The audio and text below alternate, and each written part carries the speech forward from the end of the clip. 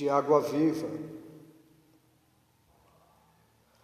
A vida cristã é o mais extraordinário projeto de vida. Deus, Ele deseja que este projeto de vida seja realizado em todas as pessoas e em todas as famílias. A vida cristã é o mais extraordinário projeto de vida, você pode ter certeza disso. No Evangelho de Nosso Senhor Jesus Cristo, segundo escreveu João, no capítulo 7, versículo 37 e 38, diz assim a palavra: Se alguém tem sede, venha a mim e beba. Quem crer em mim, como diz as Escrituras, rios de água viva correrão do seu ventre ou do seu interior. Há aqui duas verdades a serem consideradas, duas verdades que nós precisamos levar em consideração. Primeiro, o convite de Jesus é para todos. Esse convite é para um relacionamento pessoal com Ele. O convite não é só para o homem conhecer mais, mas é para beber. Não basta conhecer sobre Jesus, é preciso conhecer a Jesus. É preciso crer, confiar, experimentar pela fé. O convite, ele é condicional, tem uma condição. Se alguém, a palavra diz, se alguém, no livro do Apocalipse, capítulo 22, o versículo 17, a palavra de Deus nos diz assim: E o Espírito e a esposa dizem, vem. E quem ouve, diga, vem. E quem tem sede, venha. E quem quiser, tome de graça da água da vida. Palavra maravilhosa. Eu vou novamente ler este versículo, porque ele é muito importante para a nossa meditação. E o Espírito e a esposa dizem, vem. E quem ouve, diga, vem. E quem tem sede, venha. E quem quiser, tome de graça da água da vida. Então,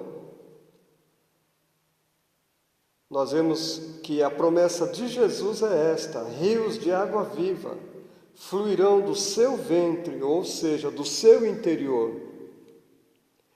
Existem 4 verdades que eu quero chamar a tua atenção para você meditar, que precisam ser consideradas aqui.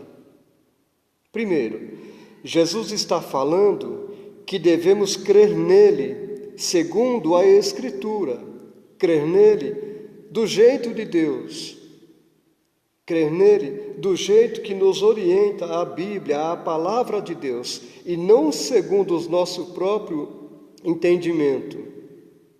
É isso que o Senhor está dizendo, nessas 4 verdades. A primeira, então, é esta: o Senhor está nos dizendo que nós devemos crer nele, segundo a palavra de Deus, e não segundo o nosso próprio entendimento. Não é crer nele de qualquer jeito, é crer nele segundo a palavra de Deus. A segunda verdade a ser levada em consideração é a seguinte: Jesus promete vida dinâmica. Não é a vida religiosa que muitas pessoas levam pelo mundo, não. É uma vida dinâmica. Não é uma água parada, por exemplo, de uma cacimba ou de uma represa, não é. É uma água que tem movimento, é uma água viva. Trata-se de uma vida nova que flui lá do trono de Deus. Nós hoje estamos vivendo, a igreja, o período chamado período da graça. que tem cerca de 2000 anos, quando a igreja do Senhor começou sobre a terra. Jesus veio para o povo judeu, para o seu próprio povo, mas eles não o receberam. E a palavra começa lá no Evangelho, escreveu segundo João, dizendo: veio para os seus, mas os seus não o receberam, mas a todos quanto o receberam, deu-lhes o poder de serem feitos ou chamados filhos de Deus, a saber, os que creem no seu nome. É no capítulo 1 que está escrito isto.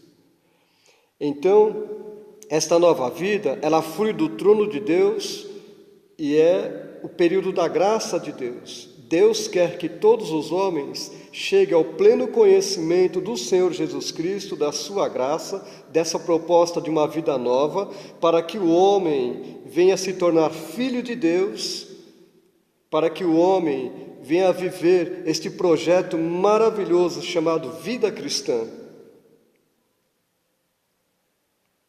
Agora veja, uma vida que não é dinâmica, uma vida de uma pessoa sem Deus, é semelhante àquele provérbio japonês muito antigo que se diz que a água parada, ela fica podre, não serve para nada.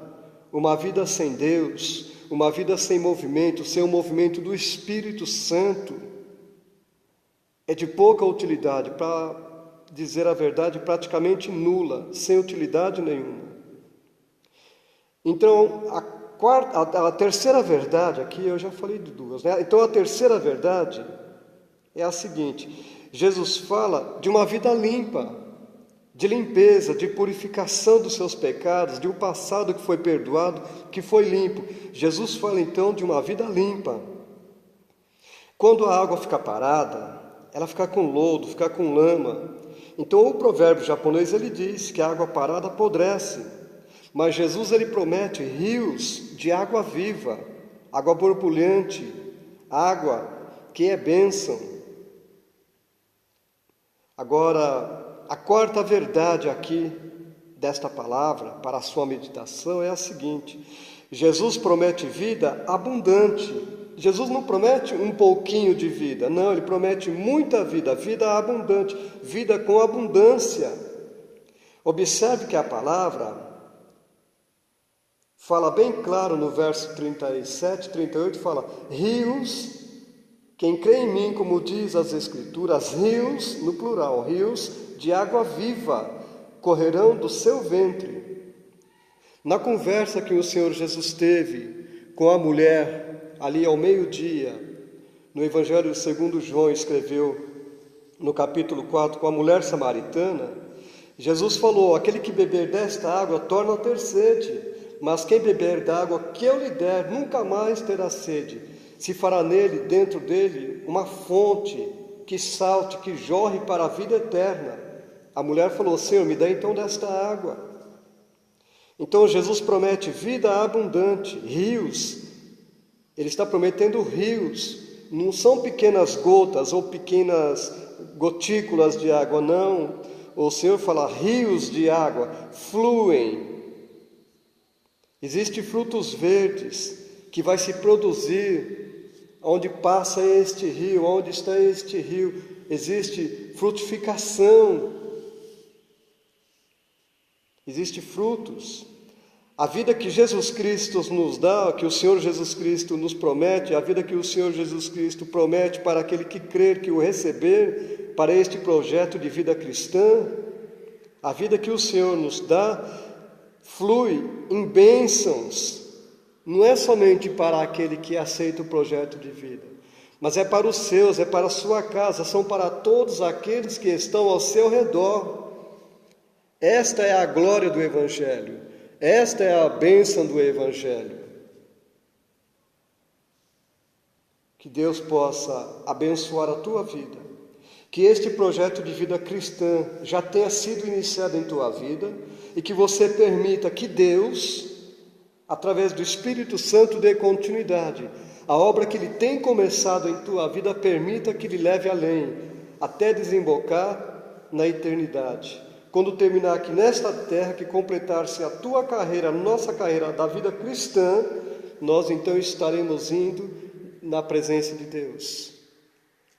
No livro do peregrino que escreveu John Bunyan, há mais de 300 anos atrás, tem um texto do livro que onde os peregrinos estão passando em um local chamado a Feira da Vaidade. A Feira da Vaidade era um local onde os mercadores, os comerciantes ofereciam para todas as pessoas e ofereceram para os peregrinos um monte de coisas deste mundo, de vaidades, um monte de prazeres, de deleites, mas os peregrinos que estavam indo em direção à Terra Prometida, é um livro maravilhoso que você deve conhecer, O Peregrino, de John Bunyan. Observa que lá no livro diz que os peregrinos, eles colocavam o dedo nos ouvidos e levantavam os olhos para os céus, nem para ouvir e nem para ver as ofertas que se faziam para eles. Aí um dos comerciantes insistiu, chegou até um dos peregrinos e disse para ele: será que não tem algo que te interessa? Você não quer comprar nada? Ele falou: não, a única coisa que eu quero comprar é apenas a verdade, apenas a verdade. E os peregrinos então continuaram na sua caminhada. As seduções aqui deste mundo, nós temos adversários neste mundo, Satanás, as ofertas, os pratos, os manjares deste mundo, deste sistema, eles muitas das vezes é para atrapalhar o projeto da vida de Deus, na vida do homem, da vida cristã. Deus amou o mundo, diz a palavra em João 3,16, mas estamos falando aqui de um outro mundo, estamos falando de um sistema onde o príncipe deste mundo, Satanás, ele está trabalhando. Então, o mundo que Deus amou é das almas que precisam aceitar Jesus Cristo como seu Senhor. Nós estamos vivendo a nossa vida cristã pautada no exemplo, no ensino de nosso Senhor Jesus Cristo. Ele foi e Ele continua sendo o exemplo máximo de como é que devemos viver para Deus, para nós mesmos e para o nosso próximo. Jesus veio à terra para ensinar para os homens como é que se faz e como é que se obedece a Deus. Mateus capítulo 4 nos informa que o Espírito levou Jesus para o deserto para ser tentado pelo diabo. Durante 40 dias, não comeu pão, não bebeu água, teve fome, teve sede, e o tentador ofereceu os reinos do mundo, ofereceu as riquezas do mundo, se tão somente ele se prostrado adorasse a ele. E Jesus então venceu Satanás. Ele recusou as ofertas de Satanás. Era a feira da vaidade exposta para ele através do tentador. Jesus não perdeu uma moeda, nem um centavo, não gastou nada com a feira deste mundo. Você e eu não devemos perder nosso tempo, investir nem um centavo, mas nós temos que estar comprometidos com a verdade, com a palavra de Deus, com um projeto de Deus na nossa vida, para que a vida cristã iniciada em nossa vida, ela siga em frente, em nome de Jesus.